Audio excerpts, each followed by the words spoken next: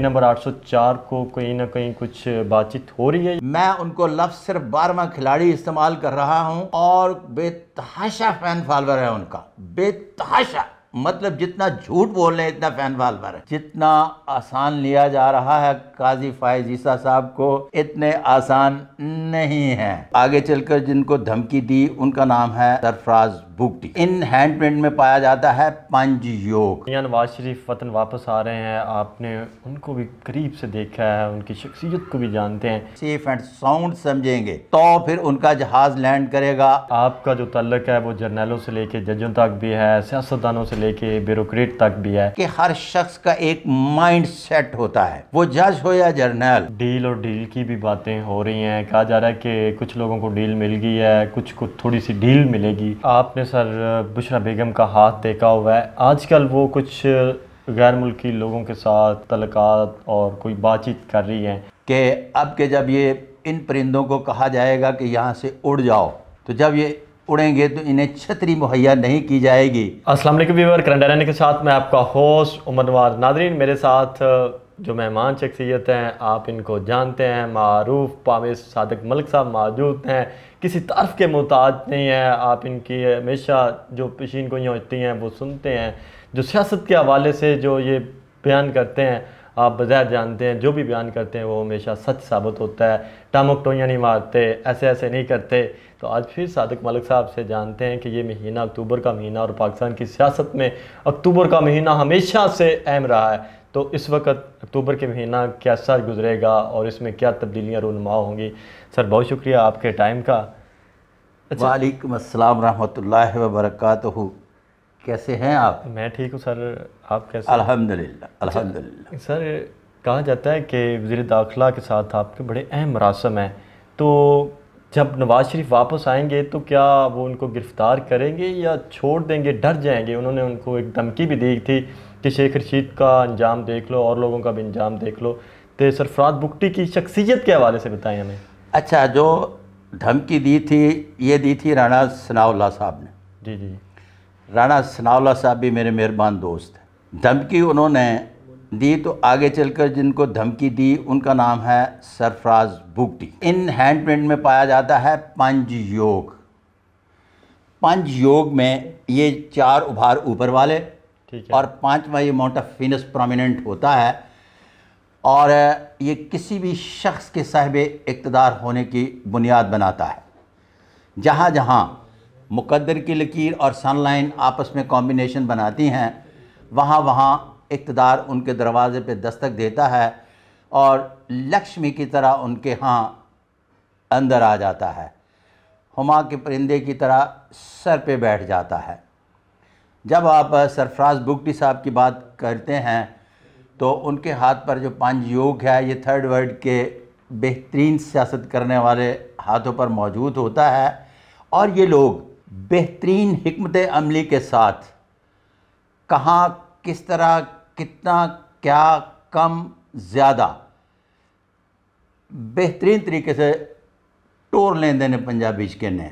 इन्होंने पहले एक छोटे सूबे में वजारत दाखिला का कलमदान संभाला हुआ था, फिर उसके बाद वहाँ अच्छे नताइज मिले तो अब इनके पास एक वसीओ अरीज़, मेरा मतलब है तजर्बे के साथ आगे चलकर किस तरह से किस सिस्टम को किस तरह से लेना है। उसमें चार सूबे आज़ाद कश्मीर और बिल्तिस्तान है और आप इनका फिर दोबारा हैंड प्रिंट देखिएगा। देखा, बात मुक़द्दर की होती है, मुक़द्दर इनका साथ दे रहा है। और बड़ी बात जो है एक बार फिर देख लीजिएगा, वो एक और बड़ी बात यह है कि एक बार नहीं ज़िंदगी में कई बार इनके हाथ पर सनलाइन और लग लाइन कॉम्बिनेशन बनाती है जिसकी बुनियाद पर इन्हें एक से ज़ायद बार ज़िंदगी में हुमा का परिंदा सर पे बैठेगा और इक़्तिदार नसीब होगा। वल्लाह अलम बिस्वाब। मियां नवाज शरीफ वतन वापस आ रहे हैं, आपने उनको भी करीब से देखा है, उनकी शख्सियत को भी जानते हैं। क्या वो जेल जाएंगे या जाती उम्रा जाएंगे? अच्छा, एक मरतबा उन्हें कानूनी, मेरा मतलब रास्तों से निकलना पड़ेगा, नंबर 1।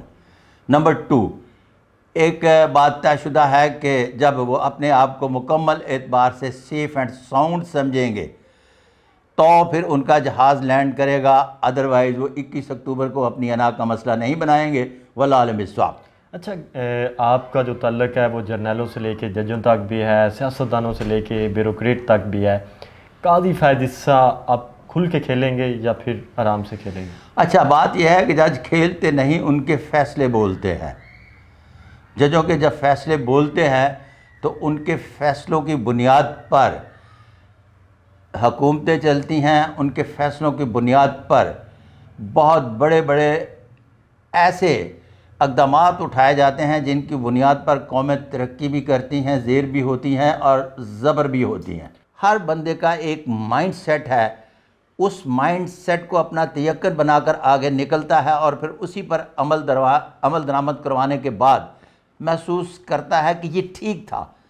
इसी तरह से आप यूँ फील कीजिएगा कि काजी फ़ायज़ ईसा की जब बात करते हैं तो वो जो फ़ील करते हैं, जो महसूस करते हैं, वो उसी तरह से करेंगे, हालात कैसे भी हों। वल्लाह आलम बिस्वाब। क्या काजी फ़ायज़ ईसा नवाज शरीफ के लिए खलील रहमान रमज़े साबित होंगे या फिर मियाँ साकब निसार साबित होंगे? अच्छा, इस तरह से है कि एक बात तयशुदा है कि यहाँ मैं बड़ा इंतहाई माफ़ी के साथ बता रहा हूँ, जितना आसान लिया जा रहा है काजी फ़ायज़ ईसा साहब को, इतने आसान नहीं है।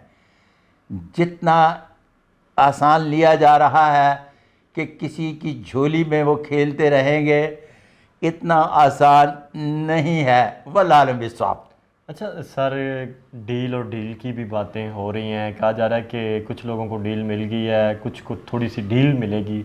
तो आपके जो ताकतवर लोग हैं उनके साथ भी करीबी मरासम है, तो क्या कैदी नंबर 804 को कहीं ना कहीं कुछ बातचीत हो रही है या नहीं हो रही? अच्छा, इस तरह से है कि कैदी नंबर 804 जो है ना, वो ज़ात खुद चूँकि सेलिब्रिटी है, सियासतदान नहीं।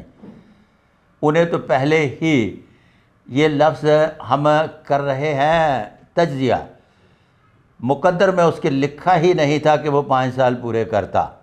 मुकद्दर में ये लिखा था कि वो इस तरह से खेलेगा जिस तरह से 5 रोज़ा टेस्ट मैच, जिसमें उन्होंने बैटिंग भी करना थी, बॉलिंग भी करना थी, फील्डिंग भी करना थी और फिर उसके बाद 12वें खिलाड़ी बनकर टीम से बाहर भी निकलना था। अब टीम के अंदर होने के लिए वो हिकमत अमली जो एक सियासतदान के पास होती है, सेलिब्रिटी के पास नहीं होती, जिसके लिए उनकी शायद कोई मुआवनत करे तो वो उनकी शायद कोई अगर मुआवनत करे तो फिर भी हम मुकद्दर की बात करेंगे तो मुकद्दर अभी उनका उतना साथ नहीं देता जितना असूली तौर पर देना चाहिए। और यहाँ इंतहाई माफ़ी के साथ, चूँकि मैं उनको लफ्ज़ सिर्फ 12वां खिलाड़ी इस्तेमाल कर रहा हूँ और बेतहाशा फ़ैन फॉलोअर है उनका, बेतहाशा, मतलब जितना झूठ बोल रहे हैं इतना फ़ैन फॉलोअर है। और वो फ़ैन फॉलोअर जो है गालियाँ देनी शुरू कर देता है, बुरा भला समझता है। मैं पेशीन गो हूँ, जो बनता है वो बता रहा हूँ, जो मेरे इल्म फ़न के मुताबिक है वो मैं कह रहा हूँ। मैं वो नहीं कह रहा जो मेरा दिल चाहता है या आपका चाहता है। वल्लाह आलम बिस्वाब।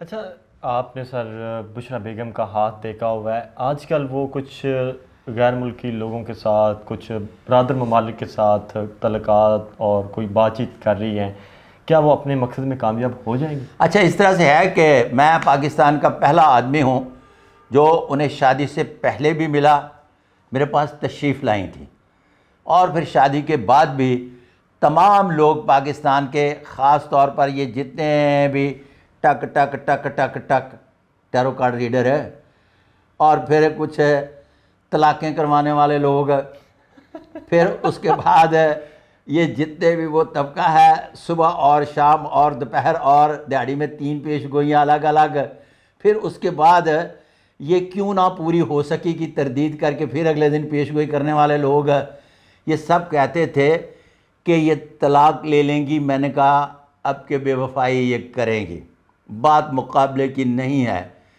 बस अब वो वफ़ा करेंगी। अल्लाह अल्लाह खैर सल्लल्लाहु अलैहि वसल्लम। अच्छा, आखिरी सवाल, क्या जो लोग तहरीक इंसाफ को छोड़ के चले गए, इनमें से कुछ लोग वापस आएंगे या फिर ये अपनी राहें जुदाई रखेंगे? बहुत वक्त जो है ना चीज़ें बदल देता है। आपको याद होगा यासर नवाज़ के मैंने आप ही के प्रोग्राम में ये कहा था कि अब के जब ये इन परिंदों को कहा जाएगा कि यहाँ से उड़ जाओ, तो जब ये उड़ेंगे तो इन्हें छतरी मुहैया नहीं की जाएगी, जबकि पहले जब परिंदों को किसी जमात से अलहदा किया जाता था तो उनको छतरी मुहैया की जाती थी।